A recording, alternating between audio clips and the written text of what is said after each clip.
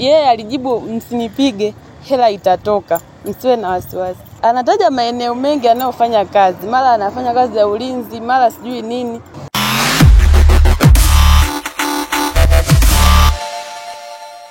Mwanaume mmoja anayekadiriwa kuwa na zaidi ya miaka 35, mkazi wa Njiro jijini Arusha, amenusurika kufa mara baada ya kupigwa na wananchi wenye serikali akidhaniwa ni tapeli, kumbe naye alitapeliwa na wale watuma kwa namba hii.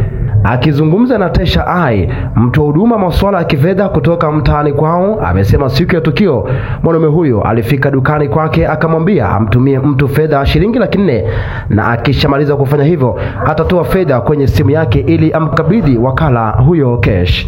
Inaelezwa kuwa mara baada ya kutuma alimkabidhi simu wakala huyo ili atoe fedha iliyopo kwenye simu yake, na ndipo wakala huyo alipogundua kuwa katapeliwa, kwani message ya muamala ilikuwa imefuadiwa na sio ya kampuni ya simu husika. Baada ya kuambiwa ukweli huo na wakala, mwanaume huyo alibisha, na ndipo wananchi walipomshambulia wakijua ni tapeli, kumbe naye alitapeliwa.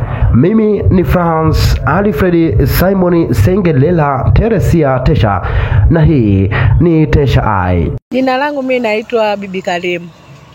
Nilichoshuhudia, niko hapa kibandani kwangu, nikasikia watu wanapiga kelele. Tuna mwenzetu mmoja hapa, yeye ni M-Pesa. Kwa hiyo kuna mtu alikuja akawa anataka kutoa hela, akamwambia nipe hela, akamwambia usiwe na wasiwasi, wewe unadharau na nini na wateja. Basi yule dada akawa amemwambia, akampa namba za kutuma, akatuma 400,000. Kijana atoe pesa, hana pesa mkononi. Umeona? Kwa hiyo ndo hicho kilichokuwa kimeendelea hapo. Watu wakajaa wakamuuliza vipi, anasema hana hela, akadai kwamba anafanya kazi sehemu. Watu wakataka kuanza kumpiga, nikamwambia msimpige. Kwa sababu kama amesema anafanya kazi sehemu ambayo tunaifahamu, ina haja gani ya kumpiga? Si lazima twende tukaulize kwa bosi wake. Nikajitolea kweli, nikaenda kwa bosi wake. Nilipokwenda kwa bosi wake hayupo, yuko kwenye kikao. Kwa hiyo nikakuta mfanyakazi mwenzie, nikamwambia wewe mwenzio amepigwa, anataka kupigwa kule, atauawa kwa sababu gani? Amefanya utapeli.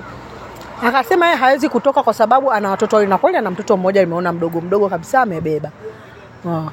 Akanambia sina jinsi ya kumsaidia. Akasema mimi hapa nilikuwa namwangalia yuko busy na simu. Namuuliza wewe, mbona uko busy na simu? Anaongea na simu. Akaongea na simu kaacha kupiga dawa. Alipoongea na simu mara akafungua geti akatoka. Nikamuuliza unaenda wapi? Hajibu, yuko na simu tu. Ndio mpaka amevuka huko amekuja hapa, kumbe alikuwa anasikia ametapeliwa na yeye hatuelewi. Ni hivyo ndio ilivyokuwa.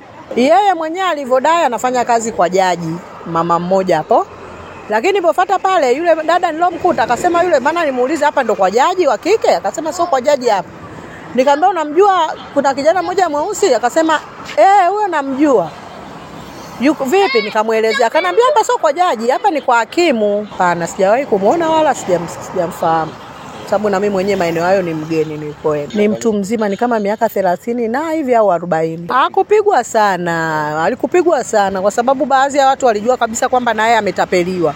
Ila kwa sababu alikuwa mbishi ndio tukaona asije akapigwa.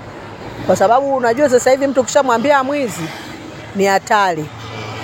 Ndio tupoenda kwa bosi wake, tulivyoambiwa hivyo bosi hayupo, na bahati nzuri kuna mtu aliongea naye huyo bosi wake akamwambia yuko kwenye kikao SCC.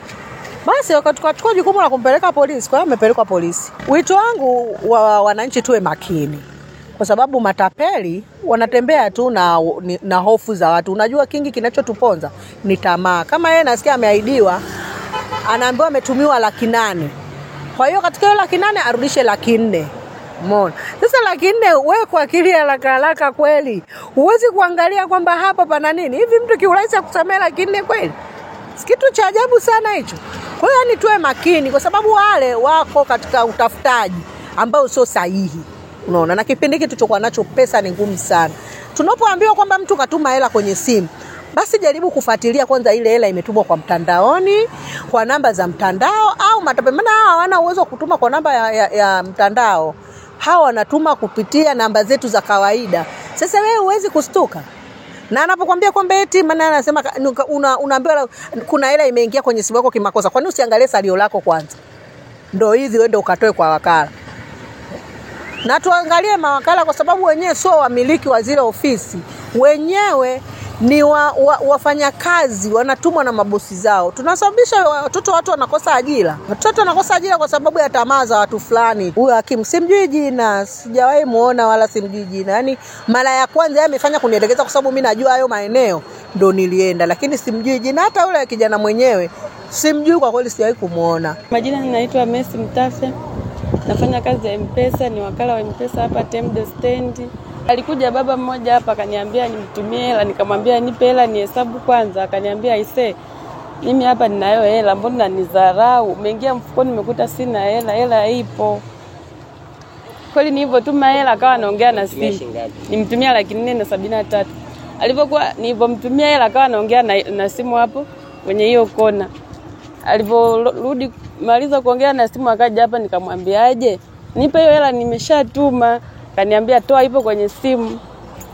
Kutoa kwenye simu, nikamwambia toa.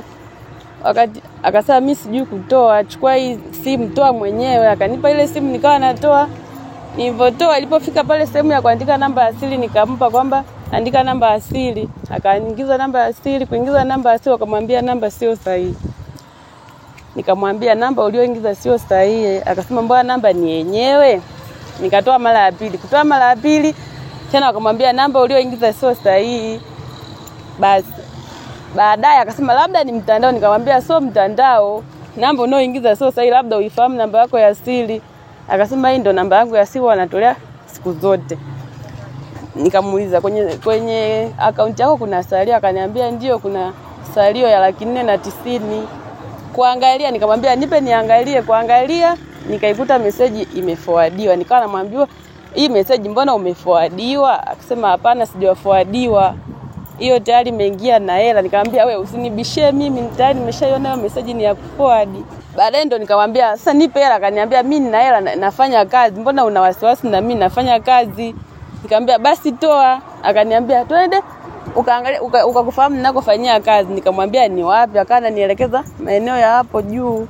Baadaye nilipomwambia twende akaniambia sijui bosi wangu hayupo, subiri labda baadaye bosi wangu akija. Ndio wakawa namchukulia hatua. Hapana, sikulia kwa sababu aliniambia hela ninayo. Mimi nikamwambia toa, unataka niwaite watu? Akasema usiwaite, hela ninayo, ngoja nikakuchukulie. Baadaye anaponiambia twende, nikamwambia basi ndio tuchukue tu, tukachukua. Akasema hapana, twende na wewe. Ndio akawa amekuja Mwarabu, akasema hapana, hawezi akaenda peke yake, labda tuende naye mimi hapa na mdada mmoja anaitwa Amina. Ndio akawa nakusanyika watu wengine. Yeye alijibu msinipige, hela itatoka, msiwe na wasiwasi. Anataja maeneo mengi anayofanya kazi, mara anafanya kazi ya ulinzi, mara sijui nini. Kinachoendelea tunamsubiria bosi wake. Bosi wake amesema anakuja huko kwenye kikao.